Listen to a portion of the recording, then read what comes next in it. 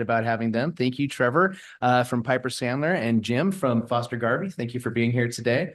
Trevor and Jim are going to give some information for us first, and then I'll finish up with some additional information that Sean has prepared for everyone too. So we're going to have the experts in the room go first, and Liz has your slide deck and PowerPoint ready to rock, and yeah, we can get this party started. Perfect. Yes. I like to move around, so I need to grab this. Okay. If you don't mind, that'd be great. And then I have slide presentation here. If anyone, yeah, hard copy. Yeah, there's some hard copies. Great, thank you. Thank you very much for hooking us up with the technology. It's always appreciated. My name is Trevor Carlson. I work for Piper Sandler. I serve as your bond underwriter. So a few months ago, we refinanced some of the district's bonds. I helped the process of finding investors for those new bonds to take out the old bonds at higher borrowing costs. And Jim McNeil and his team helped on the legal side for that. So Jim is your legal counsel, all things bonds and levies and elections. Yes. Thanks again for having us. Really, I hope to have some dialogue. If you have questions, please stop me right away. Raise your hand, flag me down. I want to answer your questions. I don't want you to lose the train of thought there. And really what we want to distill down today is just some of the basics behind the different types of levies that are available for school districts, specifically operating levies, as you're considering options going forward, as you're getting closer to a late November target for adoption of a resolution. And we'll go through some timelines. Jim will go through some of the details there and some of the kind of the really important line items that you need to think about as you're going through that process of making sure you are all up to snuff and ready for the ballot box. So educational programs and operations levies or enrichment levies are there to pay for the costs of technically the term enrichment based in the RCW, but really for a whole host of things from educational programs, facilities maintenance, day-to-day operations. 50% plus one is required to approve an EP&O levy. No validation is required, 50% plus one. And that can be either a 1 to 4 year collection cycle. And I'll show you some history of what you've experienced here in Wenatchee in just a couple slides. Capital projects levy is very similar in the mechanics, 50% plus one approval, and used for, let's call them things, capital in nature, field turf, replacing roofs, buildings, capital facility needs. Bonds, that is the difference in these levies is the approval for bonds. 60% is needed for approval. There is a validation requirement. 40% of the folks that turned out at the last general election need to vote. So you need to have a critical mass of voters for a bond issue to be approved.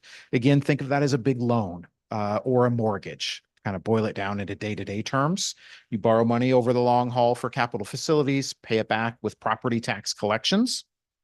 And transportation vehicle levies, 50% plus one, no validation requirement, 1 to 2 year collection cycle. Relatively rare in their utilization. Most school districts rely upon the state depreciation schedule to kind of fund buses, but sometimes you may need a kickstart on your transportation plan.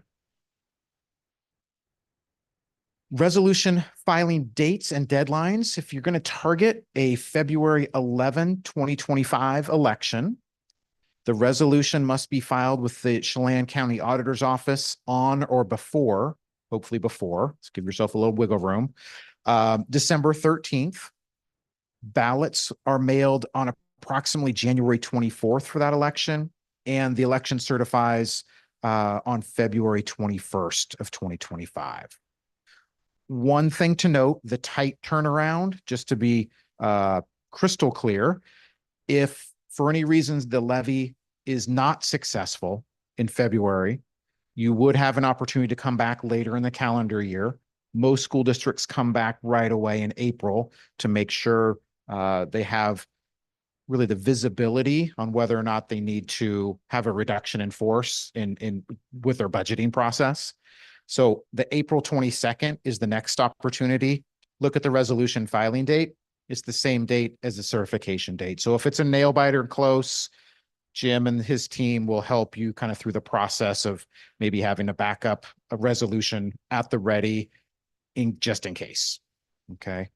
Contingency planning, we don't think you'll have to go there, knock on wood, but let's just talk about options today. Yes, Corey.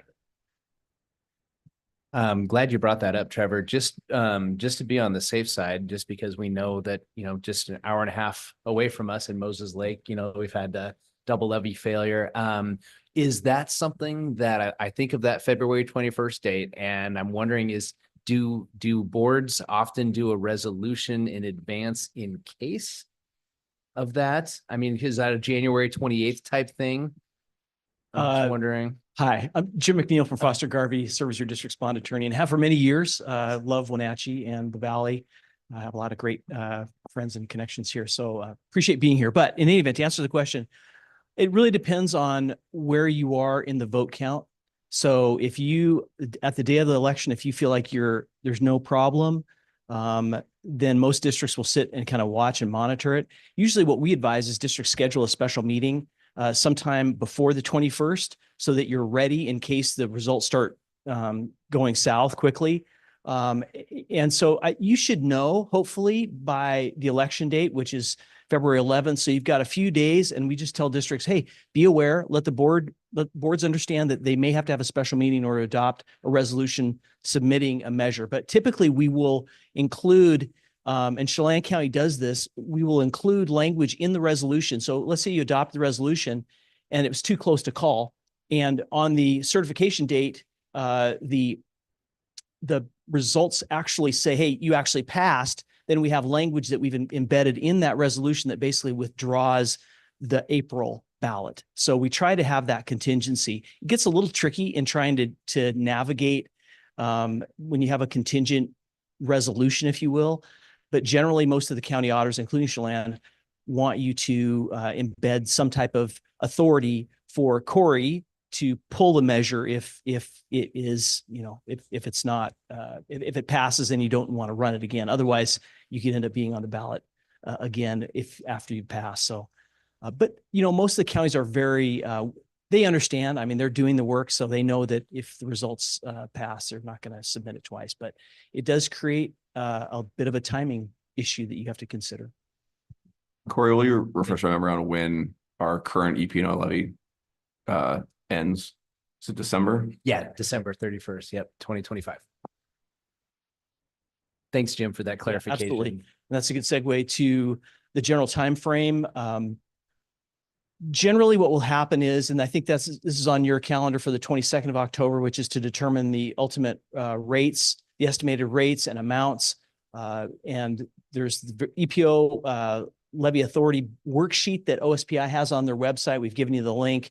Typically, you'll work closely with the assessor, Sean and Corey, and of course, Trevor's team will confirm. There's a certain type of double check process to make sure that the numbers and the estimated rates are accurate and to the best of your knowledge. So together with the assessed value assumptions, we'd like to make sure that Trevor's team knows the assessors well. They can provide various models to determine what the appropriate assessed value assumption is. At 5%, are you going to go up in the next several years? Is it 10? So there's various models that Trevor's team puts together and can plug in the numbers to spit out what those rates will look like for you. Prior to submitting the EPO to the voters, district must obtain OSPI approval of a levy expenditure plan. So once you land on the rates and amounts, then Sean and team will put together a levy expenditure plan that must go to OSPI for their approval. And it, in essence, has the items that you're going to be funding with the EPO levy together with the rates and amounts. And so generally that is filed. So if it's done on the 22nd, you should get it back approved by OSPI within a couple of weeks, if not a few days. You have to have that approval before you can actually submit the measure to the voters, and that's under state law. The big concern is we don't know exactly what that means because the statute is somewhat vague, and so we've always taken the position that you should get your approval before you actually submit the resolution to the county, and then that way you're assured of not having any kind of questions with the county auditor. Yes. I want to walk through that. I've been doing some mathematics, arithmetic, and looking through it. So a levy recommendation has a rate, which is a notional rate, and it's for 18 months in the future in terms it's going to apply. It's based on an estimate of assessed value, which we don't know. And even on an annual basis, the county assessor will have to adjust and match. And the levy contains fixed dollar amounts.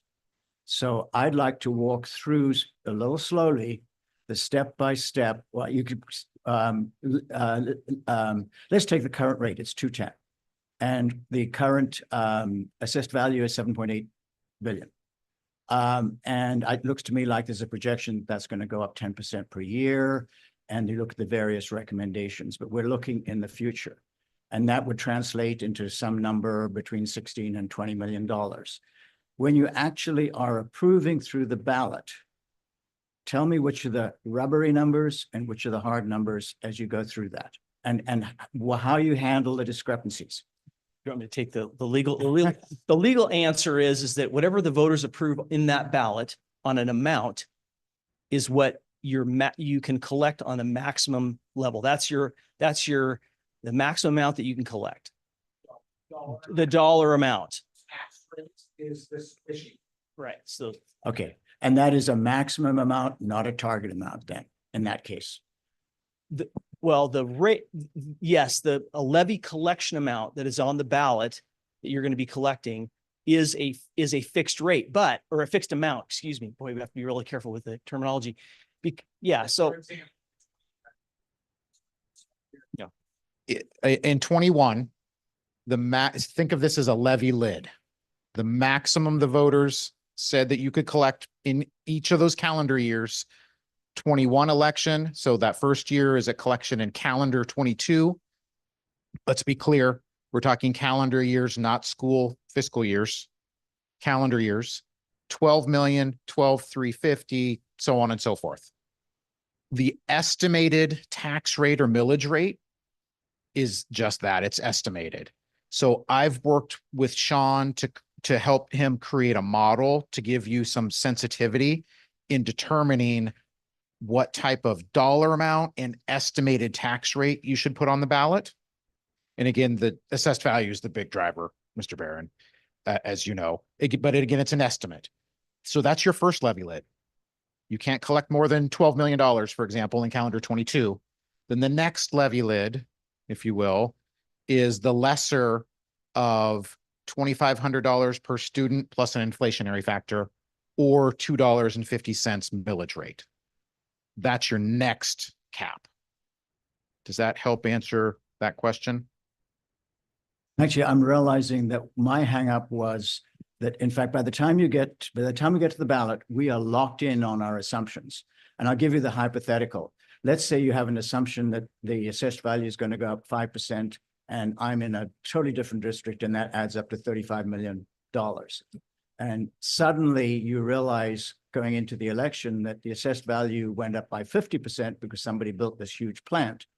But you actually will live with your 5% no matter what. And because you've made that commitment prior to the election.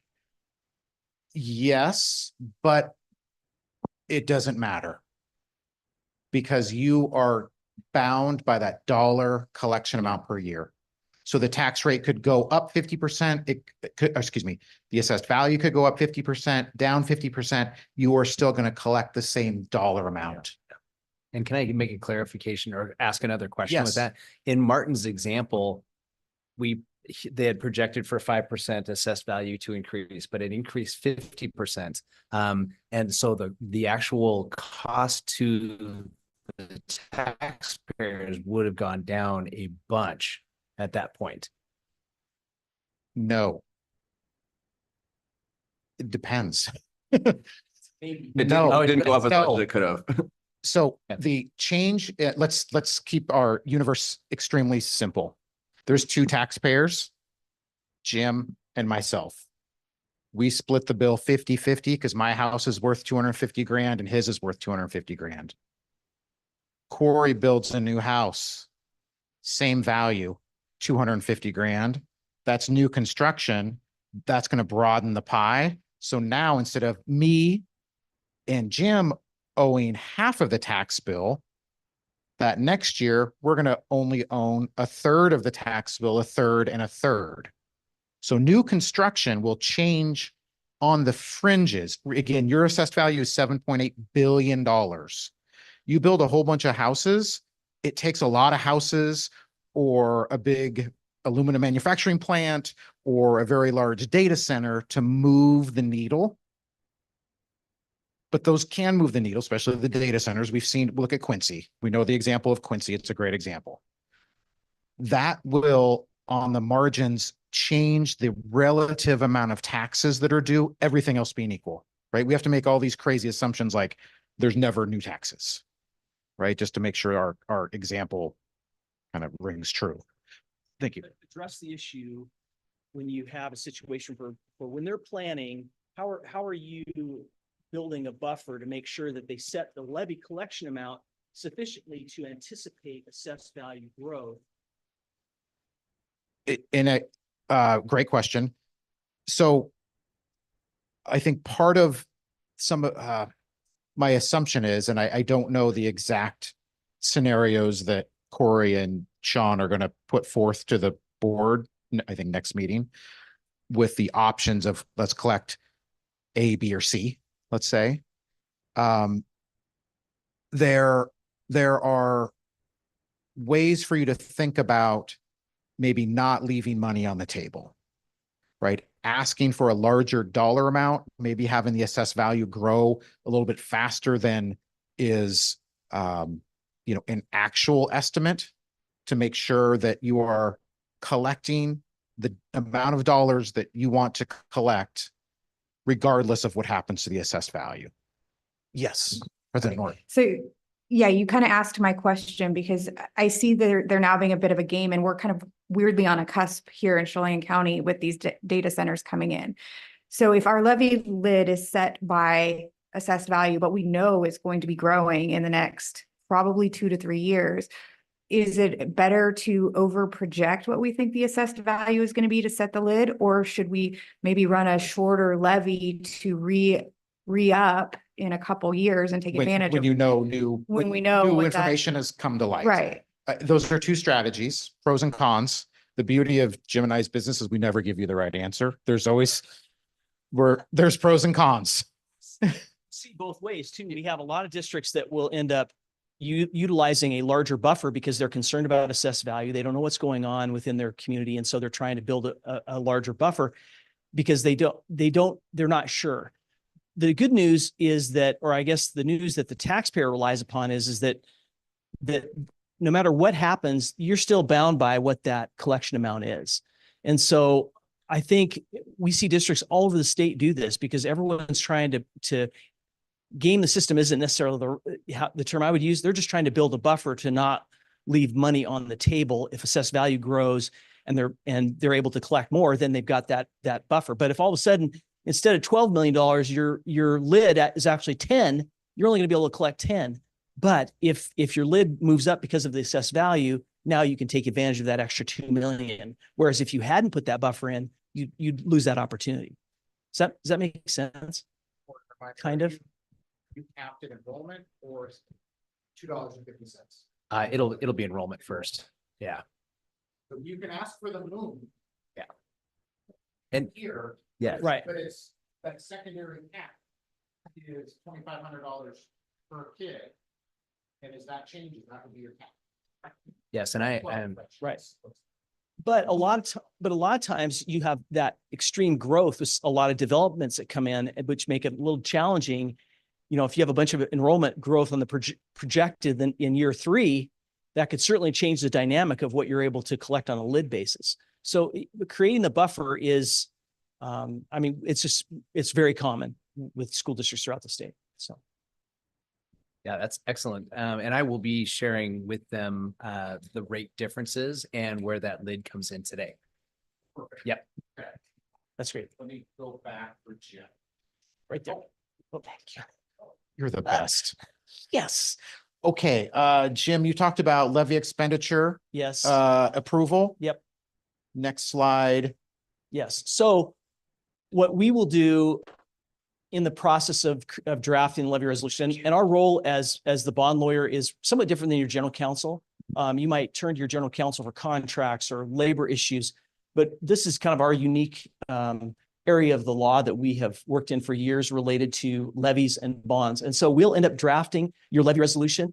Typically, it'll occur a few weeks before the board considers the resolution. So if you're at the end of November, early November-ish, you'll see a draft of the resolution. And really, once you have landed on an estimated rate and amount, then we can distribute a draft of the levy resolution specifically. So the things we'll need to draft the resolution, date of election, obviously we know the date the board will consider final adoption of the resolution, resolution number, levy amounts to be collected, years of collection, estimated dollar rate, and then confirmation of OSPI's timing on approval of the levy expenditure plan, which we just talked. Any questions on that? Very important, very important. Estimated. Right. And state law, it's interesting because state law requires for a bond issue to just identify the principal amount of your bonds and not what it's going to cost you, because we don't know when you go in and sell bonds what the estimated rate is going to be. However, state law for levy purposes requires several things. One is the levy amounts to be collected and estimated rates that are produced by those levy amounts. So it's kind of an interesting distinction between what the ballot looks like for a bond versus what it looks like for a levy. Any questions on that? Okay, great. The other items that will need to be required, and I think, Corey, you have talked to the board about this. We'll draft, there's two things really that happen with the local voters pamphlet. It requires that an explanatory statement be drafted and also that the board appoint for and against committee members. We'll prepare the explanatory statement that will look, it should mirror exactly what's contained in the ballot, but it will have a little bit more explanation on what you're going to be spending those dollars for, which will also mirror the levy expenditure plan. We'll draft that and we'll submit it specifically to the county for their approval. The county needs the resolution cover sheet, an explanatory statement, and then the for and against committee appointment form. And we'll take care of making sure that we outline all those details for Sean and for Corey as far as making sure they comply with those requirements. So the appointment of the for and against committee members is a little bit, it's weird to say the least, that you have to be the ones that appoint the committee members. But generally a week or so before the board adopts the resolution, you will post a notice of requesting people that might be interested in writing a statement for or against the ballot measure. That'll be posted. State law just requires that you provide reasonable notice to constituents if they want to comment or if they want to participate. So once the board actually appoints the committee members, then your job is done. Your job really as the governing body of the district is just to appoint the for and against committee members. And so once that's done, then the statements will, then the committee is then designed to go out and draft the statements and gather information they need. And those statements will appear in the voters pamphlet. I would just make sure you caution you a little bit here, which is sometimes the statements, you have to just make sure that your yes committee actually follows there's certain deadlines as far as when they must submit their statements. And we've had several districts that have appointed committees and all of a sudden the committees have failed to meet the deadlines, and then there's no yes committee, and then all of a sudden they look down the voters pamphlet and there's a no committee statement, but there's no yes committee, and they would have appointed a committee. So it's important to make sure from that standpoint that you've communicated effectively with your committee and let them do the job of drafting the statements, but make sure they're aware of the timeframes. And so that's something that you'll want to do, is to make sure that you provide both committees, if there is a no committee, the amount of information that they need to know so they can comply with the statement deadlines. And then you can see the resolutions adopted and filed, and there's the election materials that we just talked about briefly that must be filed with the county auditor. So anyway, that was fast, and I apologize for that, but it can be a little. I think what bothers me as an attorney is that you've got the appointment of the for and against committee seems kind of, it just seems odd to me that you're actually appointing people to. And the state law actually asks that you go out and try to find those people that would vote against you, which is, I've never understood that and never will, but anyway. So any comments on that or the process, what you're going to be encountering? Presumably you have to have both a yes and a no. It's not like, nope, everyone loves it. We're great. No, you can, we have a lot of situations where you'll have yes people show up and you won't have any no committee members. A change in the law for this upcoming election is that the legislature clarified that in order for someone to participate on a committee, they must be a registered voter within or resident within the district. So that way you're preventing people from outside the community who have no interest coming in trying to make a statement. So that's new for this. And I think that's a great change. We've been lobbying the legislature for that change because we just don't like to see people that don't have an interest in your community come in and make a statement against it. So, but we typically would see, most of the time, you don't see no individuals who want to come forward to write the no statement. But you can have some that you could have zero folks that express an interest. So they don't have to, you don't have to find somebody. The state law says that if you know of somebody who would oppose the measure, then you're supposed to contact them and ask them if they'd be willing to serve on the committee. So, yeah. Yeah, if I remember, there's a form that we can submit with the auditor if we did the due diligence and say we were unable to locate for and against. That's right. And we ask that districts just make a note on that form. Hey, after notice was published, no persons came forward to serve on the committee. I will say that the county specifically, once they get the form and they realize that no one has come forward on the con side, assuming the con side, they will then post their own notice asking for people if they're interested to come forward. So there's a secondary participation process that the county tries to engage in to make sure that everyone gets a chance to participate. So.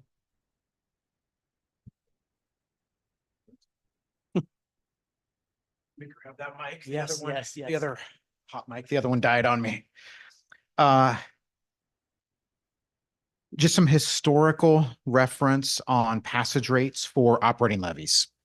You have 4 different opportunities throughout the calendar year again, February, April, August, November. The small numbers below February, for example, the 3,222 are the number of attempts going back to 1992. 88.6% of those attempts have passed. April, 84%. August is relatively rare at 33 attempts over that long time period. It's 66%, and November is relatively rare also at 70%. The bottom portion here looks at the passage rate by calendar year. Do note that starting in 2008, the hurdle changed. Prior to 2008, it was a 60% requirement. 2008 forward, 50% plus 1. You can kind of see the level change at that demarcation point. A little bit of, I think, voter, whatever adjective you want to throw out there, concern, confusion, frustration. We don't need to put our time warp hats on. We know what's happened these last couple of years here. But same on the bond side. If I throw up a graphic of bond passage rates, a little bit of an uptick starting in this year. So I feel like the momentum is in the favor of public K-12.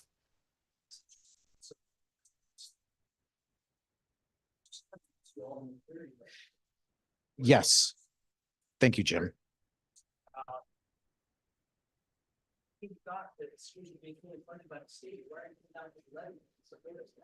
And that all happened. Your first opportunity to vote post McCleary was 19.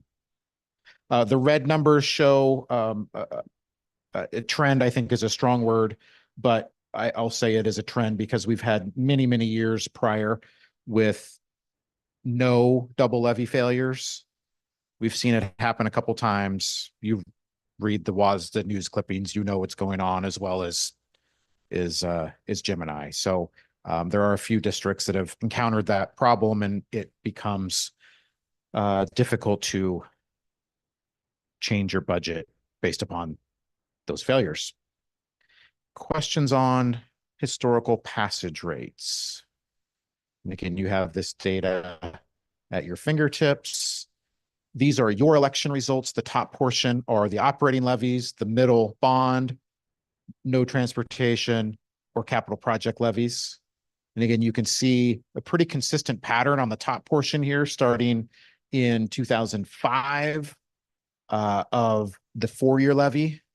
So again, President Norton, again, there's pros and cons, right? It's rallying the troops if you win every 2 years is pretty challenging.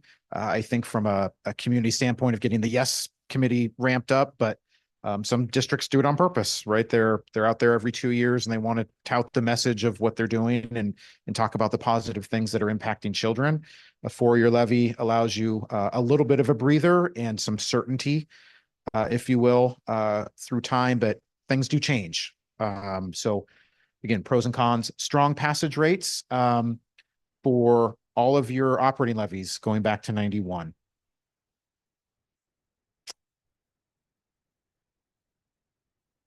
Tax rates, just so you have a tax rate or millage rate or dollars per thousand historical reference. Back in 2003, your total tax rate between bond and operating levy was at 563. We're at 247 today. The composition is broken out for you. The bond refinancing that we executed this year will have a positive impact by reducing the dollar amount of collections to the tune of about $700,000 per year for, I should have remembered that number, it's in my packet, but for, let's say, 8 years, 9 years. That has a millage rate impact of about 9 cents. Depends on what assessed value does. That's dividing that savings into 7.8 billion. If your assessed value goes gangbusters, and that millage rate will decrease over time. So that's a positive. It's a pretty big number. We usually don't see anything north of a nickel from a bond refinancing impacting a millage rate. So it was a very, very strong refinancing. Comparable tax rates. So these are school districts, Chelan, Douglas, Kittitas County, ranked from highest tax rate to lowest, just to give you a sense of what your neighbors have on the books for calendar 24. We'll have an updated chart probably in February or March after we start receiving final assessed values for the next calendar year. These are school districts all across the state that have a similar assessed value, anywhere from your number at 7.8 to let's say 10 billion down to there's probably a 7 or a 6 in there. Yep. The composition between bonds, operating, capital projects. A lot of those capital projects levies are technology focused. There is no such thing in the RCW as a technology levy. It's a capital levy utilized for technology purposes. Many of those districts utilize quite a bit of those funds, if not 100% of those, for ongoing refresh of technology. And just a graphic of your assessed value. We've talked about assessed value quite a lot. Very strong growth. I like to look at these longer term values of compound annual growth rates. So what that means for a 20-year compound annual growth rate, you take that 2004 assessed value that I'm estimating by eye as, let's just say 2.2 billion. You add 6.4% on that 20 different times, year after year after year, gets you to your 7.8 today. So a strong growth rate over a long period of time. Makes sense that the 5-year has escalated because we see a little bit of that hockey stick accelerated growth. So that's why the compound annual growth rate's a little higher. We do not have preliminary values for 2025 yet. So between Sean and I, we've been talking. As soon as someone hears something, we will communicate to each other right away. But those are just trickling out for certain counties right now. It takes a lot of kind of behind the scenes work for them to do their on-site assessments and then start doing the mathematics behind the scenes It's a big lift every year. That is the information that we wanted to share, except Jim has something else I was he just wanted going to to say, share. one of the things with not receiving the preliminary assessed value now is positive in the sense that by the time you adopt your resolution, you hope you're going to have that information because that will be very important. And so adopting the resolution later actually is more beneficial, at least from my perspective, because you're going to have hopefully more accurate information. We have had districts that will adopt a resolution early in the year in September, and all of a sudden assessed value changes and their panic is now the rates have changed substantially. So I've always thought it was beneficial to wait to adopt a resolution until late November. So Questions, comments? Well, you have the quote unquote experts in the room. It's fun to say that. I have a question, like clarification. You meant when looking at the graph, it was page, let me go back. It's page 7. Yeah. The bar graph. Sure. You mentioned in 2008, they changed the requirements for the levy.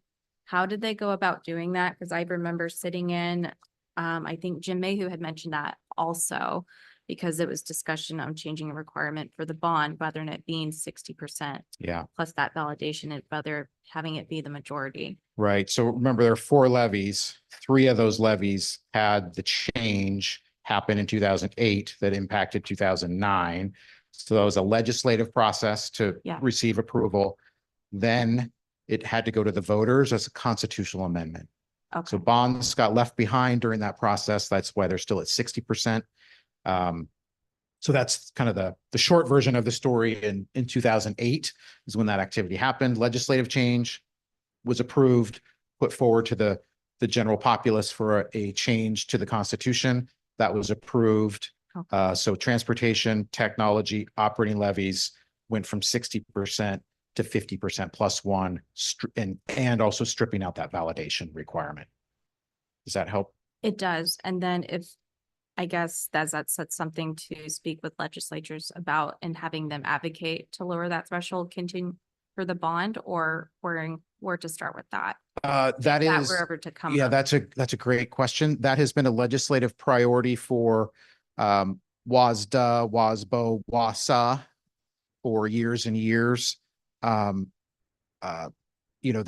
definitely something that will have to go through that legislative process, and also it's a constitutional amendment. From the survey research that I've done, I think the general consensus from survey research regarding where does education fall in the prioritization of the different issues out there. I think it's a heavy lift, but I don't think it's something you give up on. I just don't feel it's probably going to be successful at this time. That's my personal opinion from seeing some data and actually pulling people on that question. Last summer, we just didn't see a strong. And we've seen various proposals in the legislature, whether it's hey, let's go to 55% and only in November, or, so they're playing around with it, trying to figure a way of getting the legislature has to approve the measure to go to the voters in the state in order to amend the Constitution, which that's where the issue has been held up, right? The legislators don't want to, I'm not sure exactly. I mean, I have a theory on why, but I mean, it seems like that would be a place where your lobbying efforts would go. I don't know. It seems like the legislature, for whatever reason, is dragging their feet on wanting to approve that change. So, but ultimately, I mean, it's the voters of the state that make that decision. I mean, all the legislature is doing is just saying, hey, we want the voters of the state to weigh in on this. But anyway. Yeah. So I had a question about, like we talked about maximum dollar amount, and then the tax rate is that's the rubbery number underneath. Is there we're looking at probably declining enrollment over the next 4 years. So I realize there's a secondary cap that we'll be dealing with, but you guys recommend not scaring off voters with we're asking for 14, but we probably won't get there if we don't see there's a reasonable chance we're actually going to get to that. Just in terms of if you say it probably won't be this, but we'd like to get this if we have appreciation. Whereas everyone's just saying, well, then I have to pay you more money.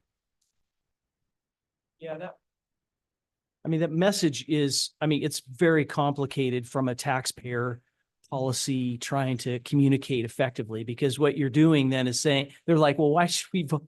Why should we vote for that? I mean, you're not asking for what you really think you're going to need. So I think it really is a matter of trying to identify the number that you believe that you need to operate the district, and then build in an inflationary, an assessed value number. And that's the number that you've got to go with. And if you're asked, and your communications to voters have to be able to say, hey, this is including an assessed value inflationary number that we hope is going to Be sufficient to operate the correct. district. Yeah. Right. I mean, ultimately, this is a number that needs to have some backup in the benefits that it provides. Right. And, Right. and you will have people that will, I mean, you're going to want to make sure you have enough evidence and support to say, hey, this is why we chose this approach. This is our evidence to, I mean, here's the background on why we chose a 5% assessed value growth for the next 4 years, because this is, traditionally we've gone at 7% or whatever that number looks like, so that your voters understand why you're making those assumptions. Right. I don't want to, the language of like leaving money on the table is worrisome. Having a marketing background, like that's a worrisome thing for me to say, because it was like, we could have gotten more from the voters. And you're like, no, we need what we need. And there's a buffer associated with making sure we are actually able to meet those needs, Correct. but not trying to like get more because we could probably get it. Right. Yeah. Yes. I totally Good. agree with Yeah, totally that agree with message. that. Yes. Yeah. Yeah. I think the inflationary piece it's real. We've seen it. Is it moderating? Yes, but we've seen it, right? It's not like there's been disinflation, right? So maybe it's plateaued, but it hasn't gone down. And so I think having, those numbers possibly escalate over time, like they did in 21, they went from 12 million all the way to 13 and change, can be part of the messaging. Are there programs that are initiatives that are being built or created or maintained with that type of dollar amount? I mean, I think those are the key pieces. And then, without saying it out loud, if those dollars pay for those things, and if those dollars went to zero, then those things seem like they would go away without having to say it.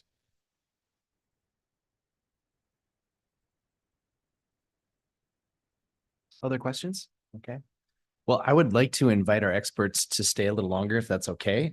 Sean has prepared a presentation, and unfortunately, Sean is not going to be able to be with us today. So I will be presenting the information, but I would love to keep the experts in the room, because Trevor, I know you and Sean have worked together collaboratively on some of these numbers and what they look like.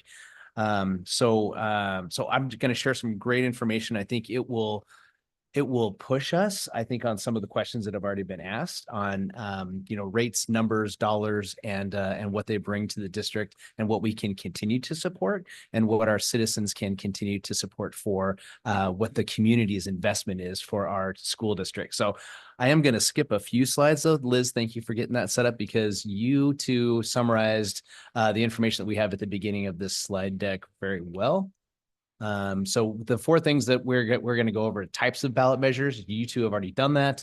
We're going to talk generally about EP&O levies, some local effort assistant information, state matching, and kind of the declining trend of what that looks like, and then some levy scenarios for you to think about and process as well. So jump through. I'm going to move through the types of ballots. We talked about a bond. We talked about levies. We talked about EP&O levies. Talked about capital levy. And then we move into our educational EP&O levy, educational programs and operation levy. Some of this is information that has already been shared with you, but the idea that levies are subject to the two limitations that these two gentlemen shared: the levy lid itself, and then our enrollment lid. So we have our levy lid there at $2.50 based on assessed value. That enrollment lid of $2,500 per pupil, adjusted for inflation there. And then, of course, the maximum amount of levy funds the district can collect in any given year is the total that our taxpayers approve on the ballot. subject to the two limitations above. So all information you've already heard today.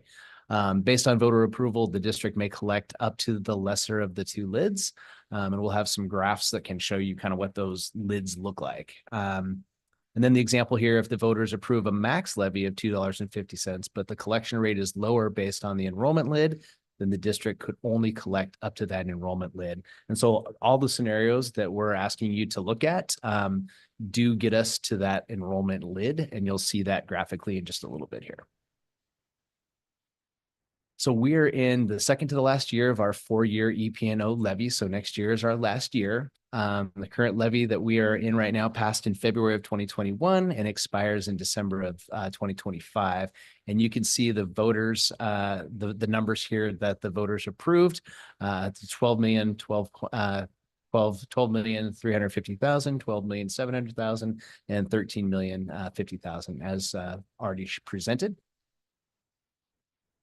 And then just some information here. Again, this is all, some of it's repeat, but levy rates change annually based on the change in assessed value. Assessed value is determined annually by the county assessor's office. Although voters approve the levy rate, they are approving a collection amount based on what that rate is estimated to be for the next 4 years. Again, review. If the assessed value increases, the collection amount remains the same, lowering the tax rates. If assessed value decreases, the collection amount remains the same, increasing tax rates, but subject to either the enrollment or the levy lid, whichever is lower.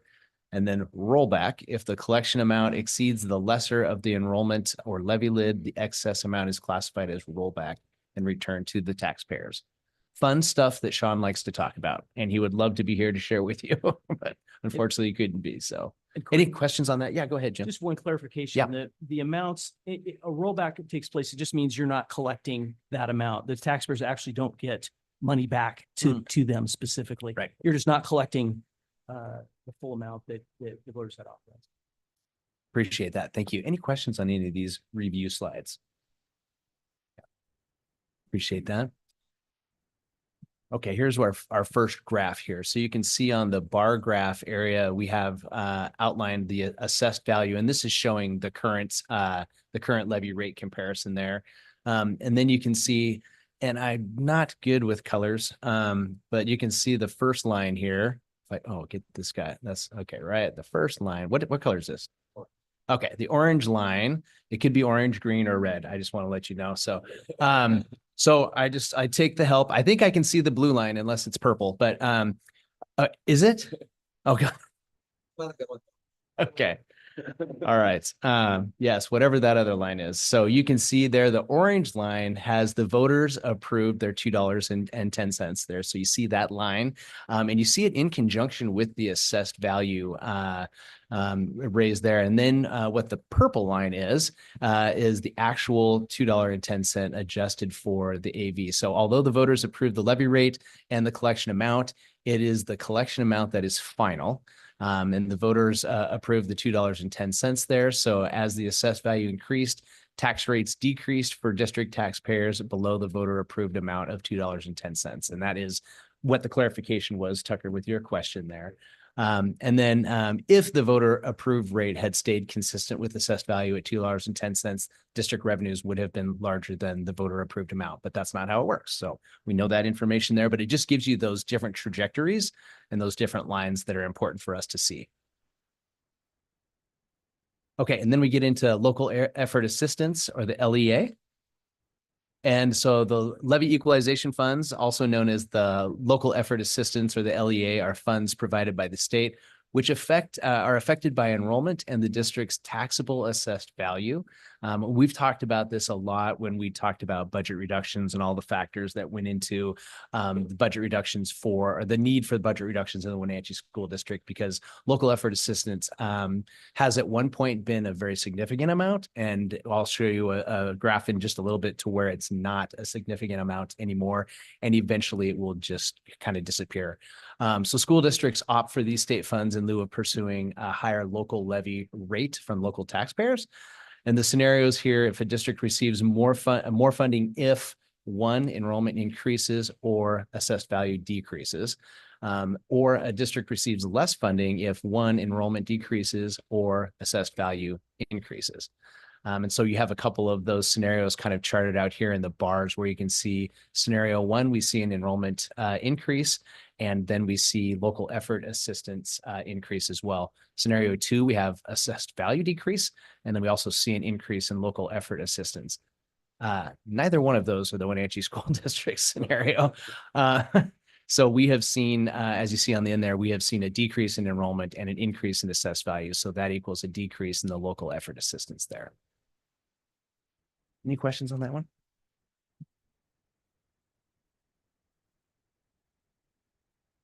And so here's the graphic. If you're that visual person that needs to see this, which I thoroughly enjoy. Again, these are probably purple and orange, I would say. So you can see there what the assistance level we received in 2021 versus what that assistance was in 22, 23, 24. And then you can see kind of the projections moving forward there. So yeah, so the blue dots are the historical amounts. The green dots are where the district currently is, and the orange dots are the projections. Sean has the colors and the notes for me. That's my accommodation. This is my accommodation. So thank you, Sean. Any questions on that? You can really see where it's literally getting to the point where it's not going to be something that we can count on in the future. Are we able to compensate for that in the levy? I mean, knowing that we're not going to have the LEA matching funds going forward. Yeah, that's the hope through the projections that Sean has for us, that we'll be able to help that process along, just because enrollment, it looks like it's going to continue to decline as well. So yeah, I'll show you those numbers in just a second. That's great. Good question, Trevor. Trevor's over here. Good question, Tucker. Something with the T. Trevor, Tyler. I'm looking right at Trevor as I'm talking to Tucker. I'm like, that was a great question, Trevor. Anyways, apologies. Levy scenarios. Okay, so here's where we dive into the scenarios. So the scenarios here, this is what the district is asking the board to take a look at and recommend either a levy rate of $2, a levy rate, renewal levy rate of $2.10, or $2.20. All three of those scenarios assume that the assessed value will continue to increase, that enrollment decline will continue, and that enrollment lid is a factor in what we're looking at here. So in what we're seeing and what Sean is projecting, there's no reason for us to necessarily go beyond and ask for $2.20 of our community, because the enrollment lid will cap it off before we were able to get to that point of collecting more funds, if that makes sense. I'll be able to show you that graphically. Ultimately, the scenarios are projections for the next 4 years, and the district's decision is based on the best information that it has available. And that's why Sean and Trevor and Jim work together so closely to make sure that we have that information as up to date as possible. So this is what that looks like graphically. So you can see where the enrollment lid caps us off here. So, and I'm going to get to my, okay. So you can see here that the $2 levy ask, this is based on a 10% increase in assessed value each year.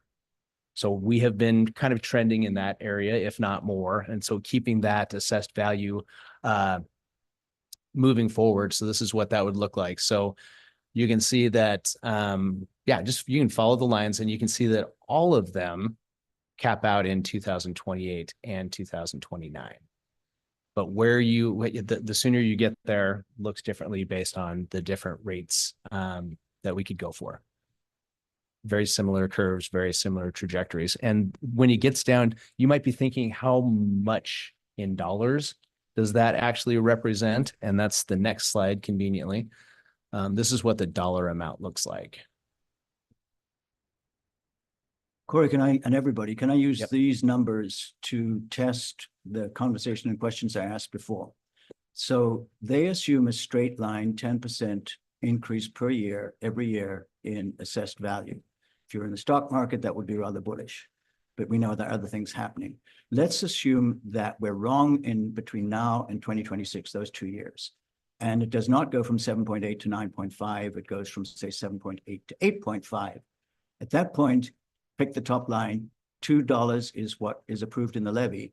With that, this is what I think would be the effect. $2 is the maximum. It would be 17 million in 2026, not 19 million.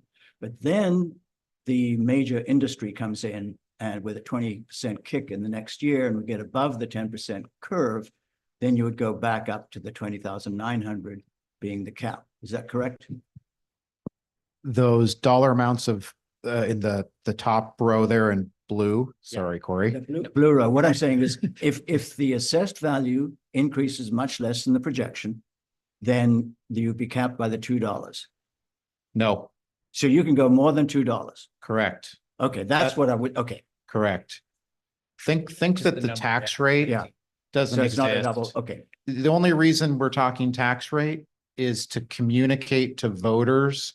So Miranda's house is a different value as mine. You can take that $2, take your home value, lop off 3 zeros, multiply it by $2. That's your guess of the tax burden if you vote yes. Guess. The cap will be 19, 20.9, and all those numbers. Dollar amounts. Assessed value can go up or down 100%. Well, maybe not down 100%. There's no value. As long as there's a living, breathing tax collector, they're going to collect 19 million. Let's take the other levy lids off the table, which is enrollment. Yeah. Let's live in a simplified world. That doesn't exist in our made up world. If there's one taxpayer left, they're going to pay $19 million. If there's two taxpayers, if there's 100, 19 million. Great question. Thank you for the clarification. That's super important. But it's also related to that. Let's say the secondary lid comes into play and now you're at 17 million you can only collect. Then that rate arguably drops down to $1.90 or whatever that would be. Yes. So that's the play between the two lids, if you will. But you can never exceed 19 million. So Tucker, kind of the leaving money on the table term would be 19 million is your collection amount approved by voters. Your enrollment quadruples in a year and you could have collected more, but the voters capped you at 19 million. And in this specific example of our district, 2028, it doesn't matter. But in that first year, $2 versus 220, just in the example, it's $2 million for that year. Right. Again, assuming the enrollment cap doesn't happen. Correct. Yeah. And again, just think of tax rates a byproduct. It's not a driver. Right. It's a mathematical division number that is just there for communication purposes. Does not, again, I got to caveat everything.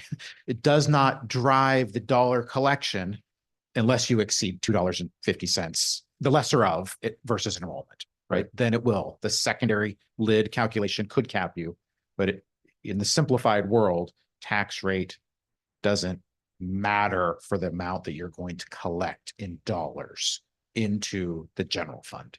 Yeah. And ultimately, we need to be tying it back to what we're doing with that money, because 19 million or 20, almost 1 million. Sure. Yes. If you're saying, well, we could have gotten more and that would have meant this to the district, yes. I think is, our job to make sure that we're using that money effectively. Yes, sir. So knowing that we're likely not, we're going to be capped by enrollment, does it make more sense then to run a higher rate levy to get more early while enrollment isn't capping us? And then, or is that even a thing? Because I'm looking at this going, I'm not crazy about saying 220 to the voters because we've told them this is a replacement and we're only doing 210. Or we know that the rate, which is this fiction, but I'm thinking like a voter, they're going to say, but 220 is more than 210 and not understanding the caps themselves. But if we were to do 220 to try and realize more in that first year, are we less subject to an early cap than say, because we know assessed value is going to go up, but we know our enrollment's going to go down. So we are going to hit a cap in probably any of those years. Is that strategically something to do? Is that an option? No, I love where you're thinking and the thought process. And Corey, I don't know if you know this. What is the theoretical cap based on your enrollment projection? Sorry, I'm kind of putting you on the spot. But what in 26 through 29, do you have a sense of inflationary $2,500 per kid, which is almost what, 3,200 today, I believe, have it escalate over time times your enrollment? What does that curve look like? That's a great question. I don't know if I have that information readily available at my fingertips, but I do like what Julie's getting at. And I think we have to look at the total, right? It becomes looking at the total number. So for us to go out at a higher, like the 220, where our conversation is, this is a renewal, right? We're renewing this tax in our community, and it's our taxpayers' investment in the school district. So it was at 210. That's what voters approved in 2021, looking to that be the way we move forward as well. But I think it just comes down to that total, really, when we look at that, because that's going to be the difference between each of those. So that kind of that $1.7 million difference between 210 and 220, that's what we have to consider. Yeah. And that's what I understand, but I also know that because our enrollment's going down, we're going to be capped in what we can get from those totals. So that's where I'm saying, if we get a higher total, because using the 220 as our metric, it gives us the opportunity for a higher Correct. total through all 4 years. But if we're going to be capped at enrollment in maybe years 3, 4, and 5, does it make more sense to ask for that higher total in the first, to have that as the buffer in the first year, so that we can get more, knowing that we are going to be capped in the next couple of years. Gotcha. If you look at the pattern in that chart, Sean's not here, but it looks like you hit the cap in 2017 at 220, and in 2028 in the other two scenarios. Right. Yeah. If we go back to this one. Well, you show, if you go back to that slide we were just on, it shows the cap decreasing the total amount we can collect. So the declining enrollment between 28 and 29, he actually is accounted for. Now we're collecting 40 grand less. Yeah. And I think also in 27, because that's not a 220, it's down 3 cents. But to specifically answer President Norton's question, I'm not sure in 26 if 20.9 million is the cap based upon enrollment. I think the others are on that last row at 20.6. Yeah, all those at 20.6. I just don't know if you get there right away. And I think that's an easy question that we can figure out. Yeah, that's a great question, Julie. It's easy for me to say that Sean can figure it out. Yes. Yeah, when you're not here, you get things assigned to you. He's got his number. Let's just give him on the phone right now. Sean, quick question. But if I'm reading that slide correctly, I think that's the only year where maybe it could be increased. The dollar collection amount could be increased. Yeah. Right. No, thank you for that. I think that's a good question for us to come back to.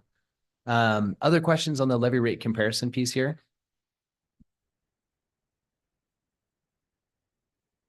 Next, a week from tomorrow, Sean will come back with another presentation that reviews some of this, and he'll actually be asking for us to have some conversation about this rate so that we can lock that in and continue the work that we're doing with Trevor and Jim here, and build that resolution for November 26th.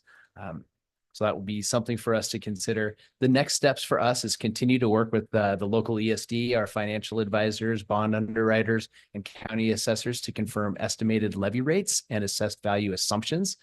The board would be asked to make a decision on which rate to choose for the community at the regular board meeting on October 22nd. So it will give us a week to kind of marinate and think about that, and then for us to have some discussion next Tuesday on that. This is the levy timeline. I also had this in the weekly update on Friday. This Wednesday, we have our levy advocacy committee meeting at the Wenatchee Valley Museum and Cultural Center. We then have our next school board meeting where we'll discuss and vote on one of the scenarios that Sean will lead. November 12th, we'll be back here to discuss and vote on a levy resolution. Sorry, I might have that confused with November 26th is when we're going to solidify that levy resolution. So I apologize for that. December 13th, we have the levy resolution filing date. January 24th, the ballots will go out. And then, of course, February 11th is that levy election date. And then it'll be certified then on February 21st. So that is our timeline. And yeah, and I think that is it for my presentation or Sean's presentation that I got to lead. But any other questions from the board at this point for our esteemed experts in the room or myself?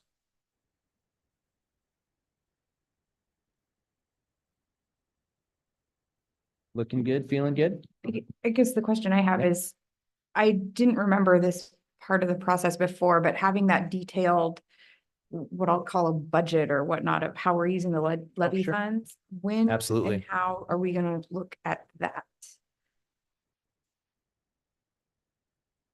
We can have that prepared whenever you think that it would be necessary for us to review that. A lot of the ideas and things that we fund from the levy already, we're going to continue to use that funding model.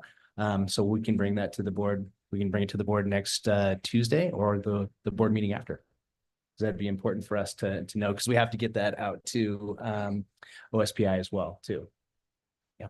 We talk about asking for what we need and estimating it. I think it would be good to get that at the time that we meet next Tuesday. Yeah, agree. Yeah. And then I have another similarly related question. We're looking at different rates of inflation in assessed values and in the impact on inflation. If we look at what the levy is used for, every year we have more unfunded mandates. The inflation rate for services has been higher than other inflation rates. And there are a lot of things going on. We don't have any capital levies.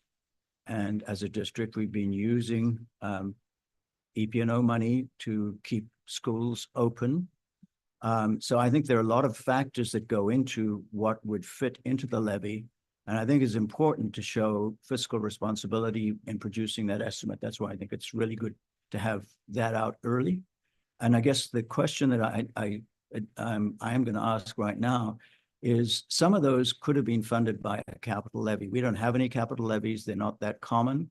It's something that people think about in terms of air conditioners and roofs and stuff like that. Do you ever have a situation where capital levy discussions with your clients get blended in with the EP&O? Well, I think it's a topic of conversation we have every levy election cycle, because there's a lot of districts, you're trying to maximize the amount of money that you can utilize in your EPO levy. And if you're taking money that could be funded through a technology levy, capital levy that funds your ongoing technology, that can free up, a lot of extra money that can be funded with the capital levy. The dilemma, of course, is that, and we have capital levies actually doing that are very frequent. We see districts throughout the state run Prop 1, Prop 2, an EPO levy and a capital levy for technology. And because they want to free up those dollars that have been spent on technology, take them out of the EPO levy and fund them separately. It does two things. One, it gives your voters a chance to vote on the technology piece. And it also then frees up space in your general fund for your operational expenses. I think the challenge is we have a lot of districts that have never run a capital levy before. And then we have a lot of districts that are just now starting to use them more frequently. And actually, since 2019, since McCleary, we have a lot of districts that have started using a capital levy for technology because it frees up that extra space. The downside, of course, is that you have to go, you're bringing two propositions to your voters, and it looks like that you're asking for more than if you were just asking for one rate or one amount in the EPO levy. So, great summary. The advantages are plenty. I would urge you to consider how you can add that into the mix into the future.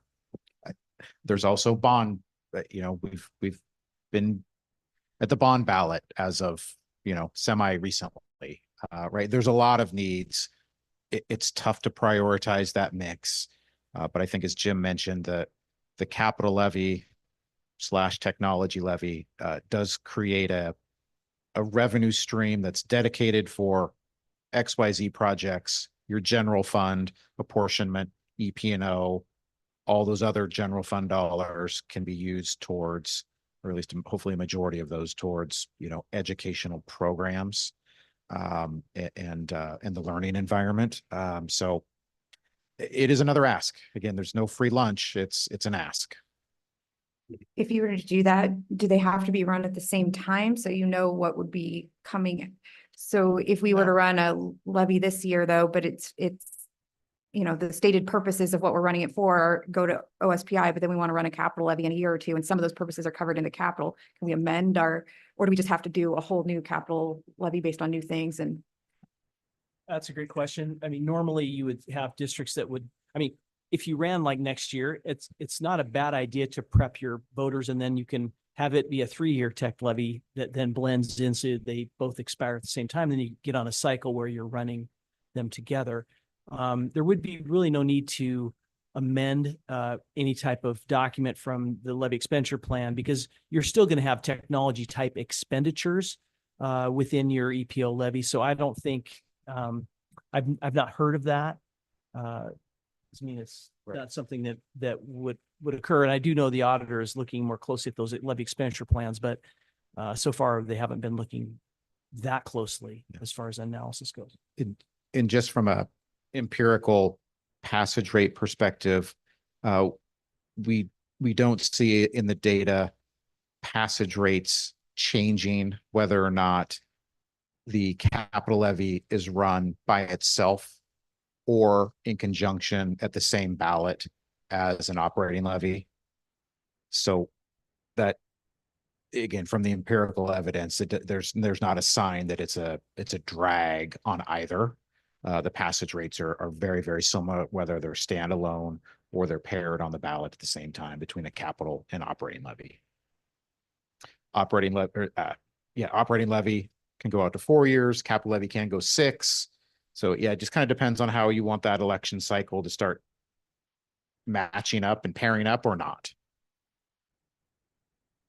I think we're looking at a lot of maintenance needs. We have HVAC problems in a lot of buildings, and it seems like that's something that EP&O levy could be used toward. So if we're talking about, hey, could we run the 220 and then kind of realize that for that extra $1 million in the first year that we can then put toward these capital projects, knowing we're going to be capped at some point, could we, if we fail, then say we're going to drop it out of 210 and pull that maintenance piece out? Or is that, you don't understand what I'm saying? So like running a different levy in February than we would run if we failed in April. Is that like a crazy idea, or is that a thing you could do? You certainly could do that. The big question is going to be, is your voters will say, why didn't you come back with the smaller amount to begin with, right? I mean, that's the political response, but you certainly could do that. I think generally what we've seen districts do is some of the deferred maintenance, kind of the capital expenditures, will be spent out of as a capital levy. I mean, your general fund really is designed for operational expenditures, and it's not designed for major capital expenditures. There is a capital outlay component to your general fund that allows you to do capital things, but it's really more in the nature of maintenance items that you're doing as capital, as opposed to a truly capital, unusual, not your normal expenditures, replacing a roof, replacing HVAC. Those are all things that are capital that should be spent out of capital projects fund. And normally you'd see either a capital levy or a bond handle those types of expenditures. But as we said, a lot of districts don't want to run a separate measure. They want to just include it all in the EPO levy. Well, you add those types of expenditures plus technology. Now, all of a sudden, you're talking millions of dollars that are being spent for items that could be funded through a capital levy. So, I mean, I think I've had several districts in the past that have changed from a single levy to adding a capital levy. And most of them have gone well. And I think once they've got on that cycle, they're very excited to have that extra funding source. And we, as we said, which I think the data is really interesting, that you don't see any kind of difference in passage rate or failure rate when you have a either or. Correct. Yeah, both pass at, those high 80% levels, like was one of the slides from my presentation.